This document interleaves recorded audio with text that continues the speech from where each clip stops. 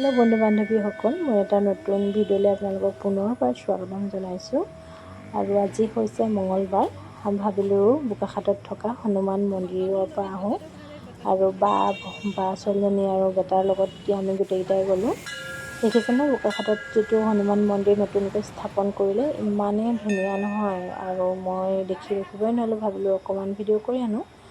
দেখিছেনে আপোনালোকে কোনে কোনে বোকাখাটত থকা হনুমান মন্দিৰলৈ আহিছে নতুনকৈ স্থাপন কৰাটো জনাবচোন।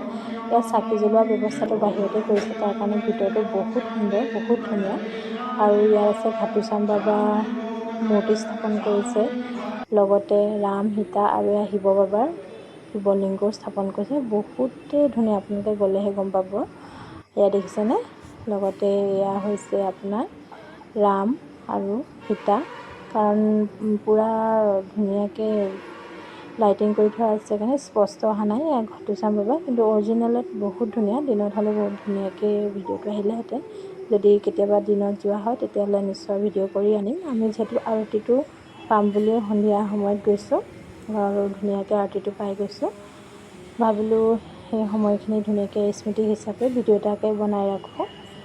আপোনালোকে কেনেকুৱা পালে ভিডিঅ'টো জনাব। আজি বিশেষ একো নাই, ইমানেই। ধন্যবাদ।